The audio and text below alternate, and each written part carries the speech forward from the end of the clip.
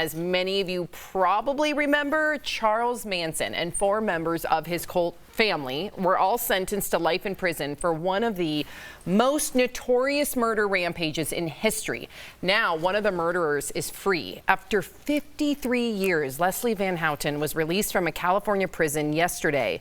She was convicted of first-degree murder and other charges at 19 years old for taking part in the killings of a wealthy grocer and his wife, who were brutally stabbed to death in their home in 1969. Leslie, Charles Manson, and 3 others were originally sentenced to death for the crimes that ended with 7 people dead, including actress Sharon Tate, who was pregnant at the time. Family of some of the victims are speaking out about Leslie's release, including Sharon Tate's sister, Deborah. She said she and other family members are terrified because they fear she could resort to killing again. Meantime, a nephew of another victim was interviewed about it last night on CNN. Here's what he had to say. Leslie Van Houten has always kind of propped herself up as a Manson follower, but she's anything but. She is a cold-blooded killer in one of the most notorious murder rampages in United States history. So with her release now, any other violent criminal or killer whose crimes fall beneath the bar of Leslie Van Houten's, that opens the door for them. And it is our fear that the floodgates in the California penal system will be unhinged. So what do you think about Leslie Van Houten being freed after more than 5 decades in prison? He made some really fair points, the nephew. Do you agree with him, or do you think, case-by-case basis, if she's rehabilitated, should be free? Yeah, he does make good points, and I'm for the death penalty. I understand people have their reasons why not, but when something is clear, I understand we've talked to people who are on death row and got off. That's a whole different story, right? Doing something from 50 years ago. If you're a school shooter, if you're Leslie Van Houten, we know you did that. You walked out of that building with that gun.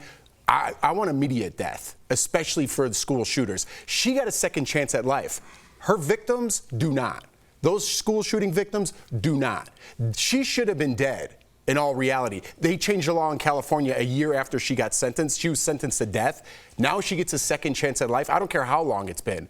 She gets to go on social media. She'll have people following her because she was a Manson family member. She'll do podcasts. I don't know if anyone will accept her interview on TV. I'm sure they will, because people will tune in. Is there going to be a Netflix documentary about it? She'll be on other people's podcasts, maybe trying to present herself that she's rehabilitated. I don't care. When someone kills someone else, I don't want that a sliver of like, hey, you know what? I just shot up my school, and in 50 years, I'm going to get out. I don't want them thinking that in their cell that they're going to be free one day. I want them to die, just like their victims, because their families are still dealing with it. And that girl's walking around eating a peach on the street when they can't talk to their family members again. No. Yeah, I mean, this is it's a tough thing to look at, because I was trying to be consistent when we look at stories on this show, and I always say I want people to have a ramp back into society if it's deemed that they have paid the price for their crimes.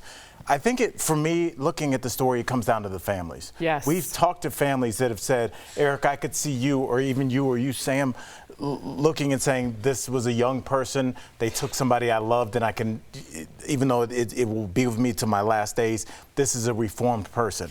We're not hearing that from her family. And I think if it is a coin flip, I think the family should have the last say, especially when it comes to things like parole and in any situation like this. So in this case, where it is a 50-50, she has served a significant amount of time. Yes, she was young when it happened. I think it should come down to the families, and the families have spoken quite clearly. They don't think she should be out, Erica. So I'm going to side with the family on this one. Yeah, the nephew has a very compelling point about precedents, because he's right. What if the bar is set that low in terms of who can be released, because this was one of the most, notorious, egregious crimes, in American history, that at least it gets that type of notoriety and attention. Sure. Arguably the most. Yeah. Exactly. On the flip side of that, it also sets a precedent for our judicial system. And jail and prison is supposed to be about rehabilitation.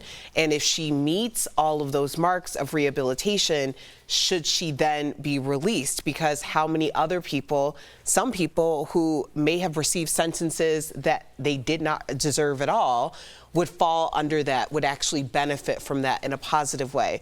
I think it's interesting talking about this case because she was a teenager, she was a minor when this happened, and it shows you, because she was coming from a very disenfranchised situation, and I am not a murder sympathizer, but I do understand how the most disenfranchised children can go from victim to villain, and it starts with the idea of vulnerability and the lack of advocacy. So when we're having these conversations, maybe she has been rehabilitated, maybe she does have something to say, and it's not going to benefit her in any way, but it may benefit other people who may glorify something like that, and she can be the testimony teacher to say, this is not the way, and if I had my life to do this all over again, I never would have made that one decision, because generally it comes down to one decision that can change the path of your entire life. That's compelling. That's very compelling. All of your arguments are compelling. I have to ask in regard to somebody 53 years, right? 53 years. You went into jail at 19. You're coming out in your 70s. What do you think assimilating back into society would be like for her? I mean, well, she has some traction that I believe she gained her master's degree. She's good at working with computers, which is really what the world is now. Yeah, but it's going to look completely different. It's going to look totally different. But, you know, I think for somebody that's excited to learn and doesn't really have a base to go off of where they have to relearn things, but it can actually learn kind of things for the first time, it may be advantageous for her to come out and just kind of almost be like a blank slate and just kind of absorb the world as it is. And then it comes back to that question, does she deserve to have that chance? Listen, this is a different case. We don't know what she's going to do. She might go into a cabin in the woods and not talk to anybody for the rest of her life. We don't know if she's going to be on social media. We don't know if she's going to do interviews. Would you watch the interview if she did? I probably would, to be perfectly honest with you, even though I don't support it. My whole thing's about repercussions in today's society. There is no repercussions. This lady was sentenced to death by a jury of her peers. They changed that law. I don't like what they're doing. Kids think there is no repercussions. I'm going to shoot up the school. I'm going to get a Netflix special. People are going to talk about me. They're going to write me letters like they did Jeffrey Dahmer. I want an eye for an eye. I know people aren't with that type of justice. If you shoot up a school and you walk out, there is no newspaper article. You're dead that day. We saw you with the gun. Do you know what would happen if my son, God forbid something happened in that school, and you got out 50 years later and I was still alive?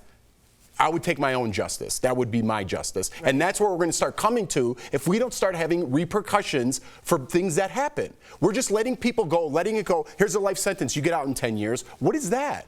Let's have some serious repercussions so people think twice about what they're doing, because in this society, we have none. I do want to just underscore your point is when you know 1,000%. 1,000%, because we've talked to people that, and the crazy thing, Al, when you're talking, we've talked to victims' families, how they give forgiveness. We've talked to the victims themselves that were wrongfully accused, and like, I forgive the government and the penal. Those interviews stay with me. They blow my mind every time we have someone on there. So I guess my thinking is a little raw and antiquated, but it's just the way I feel having children. Good conversation. Yeah.